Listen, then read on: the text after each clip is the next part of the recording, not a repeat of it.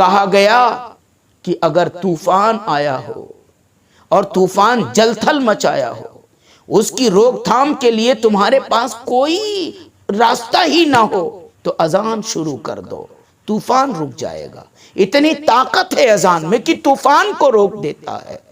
کسی پر شریر جن سوار ہو یا جس آبادی میں، جس گھر میں شیاطین قبضہ کر لیں، نہ نکلتے ہوں اور کوئی جتن نہ ہو ان کو نکالنے کے لیے، وہاں اذان شروع کر دی جائے تو اذان اتنی طاقتور ہے کہ وہاں سے شیاطین کو بھگانے میں کامیاب ہو جائے۔ السلام علیکم ورحمۃ اللہ وبرکاتہ۔ الصلاۃ والسلام علیک یا رسول اللہ وعلی آلک وصحابک یا نور اللہ صلی اللہ تعالی علیہ وسلم۔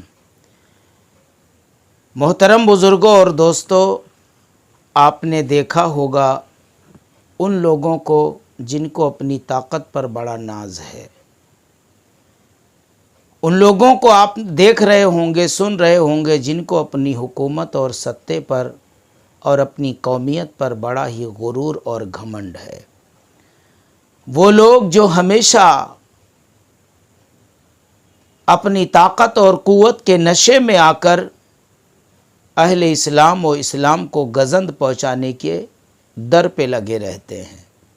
کل تک حجاب سے تکلیف ہو رہی تھی کہ ہماری بچیاں بیٹیاں حجاب پہن کر اگر اسکول میں جاتی ہیں، کالج میں جاتی ہیں، آفسوں میں جاتی ہیں تو ان کے دل میں آگ لگ رہی تھی، اور اب ان کو اذان سے تکلیف ہونے لگی ہے۔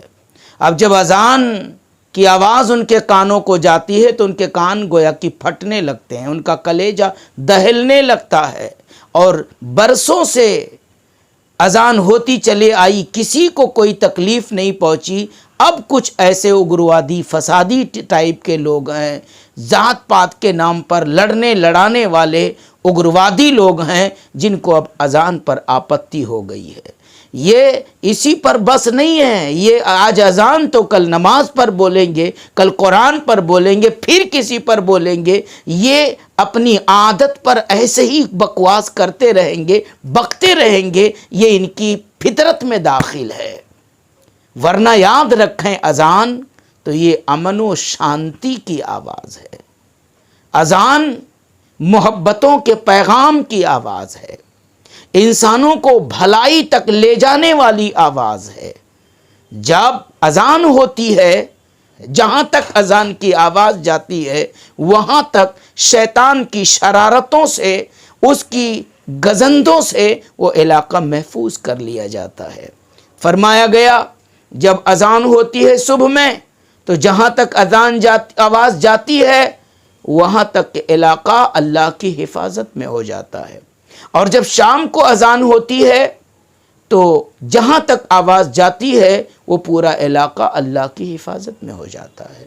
تو اذان کی آواز کا گونجنا یہ تو ہمارے گھروں کی حفاظت کے لیے ہے، ہماری آبادیوں کی حفاظت کے لیے ہے، شریر جناتوں کی خرافاتوں سے بچانے کے لیے ہے۔ اذان تو ہمارے لیے نفع ہی نفع ہے، اذان میں تو ہمارے لیے بہتری ہے۔ کہا گیا کہ اگر طوفان آیا ہو اور طوفان جل تھل مچایا ہو، اس کی روک تھام کے لیے تمہارے پاس کوئی راستہ ہی نہ ہو تو اذان شروع کر دو، طوفان رک جائے گا۔ اتنی طاقت ہے اذان میں کہ طوفان کو روک دیتا ہے۔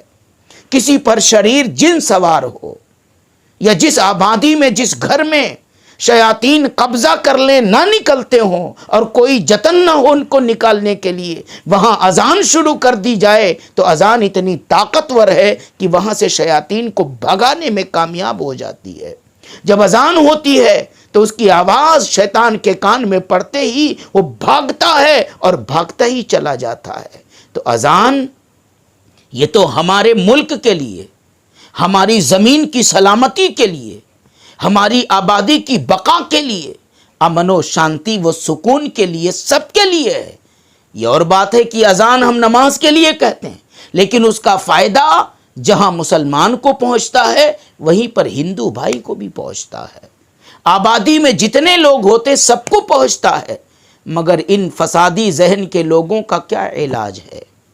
ان خرافاتیوں کا کیا علاج ہے جو صرف مذہبی چشمہ آنکھ میں لگائے ہوئے ہیں اور نفرت کی جو ہے آگ لوگوں کے دلوں میں لگاتے چلے جاتے ہیں۔ ان کا مقصد ہے کہ ہندوستان میں رہنے والے لوگ ہندو مسلم کے نام پر، ذات پات کے نام پر، مذہب و ملت کے نام پر لڑتے رہیں اور ہندوستان کے سکون و شانتی کو یہ بھنگ کر دیں۔ یہی ان کا مقصد ہے، اس کے سوا ان کا کوئی مقصد نہیں ہے۔ اللہ ان کو سمجھ عطا فرمائے۔ اور مسلمان بھائیوں، میں آپ سے گزارش کروں گا، اذان کا احترام کیجئے، اپنے رب کی طرف رجوع کیجئے۔ اگر آپ نے اذان کا احترام شروع کر دیا، آج ایک سب سے بڑی خامی ہمارے اندر یہ ہے کہ اذان ہوتی رہتی ہے مگر ہمارے ضمیر و خمیر پر کوئی فرق نہیں پڑتا کہ اذان ہو رہی ہے۔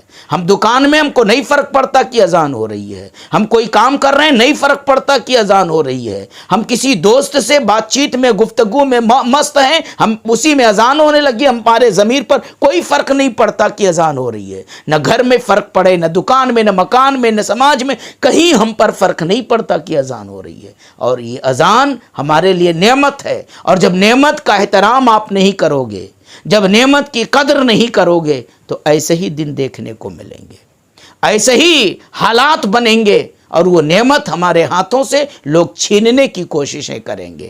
آپ اذان کا احترام شروع کر دیں، انشاءاللہ میرا معبود مدد فرمائے گا اور اذان جیسے جاری ہے ویسے ہی جاری رہے گی۔ اللہ کریم اپنے کرم سے ہم سب کے مذہبی دستور کو بقا عطا فرمائے، سلامتی عطا فرمائے۔ السلام علیکم رحمۃ اللہ وبرکاتہ۔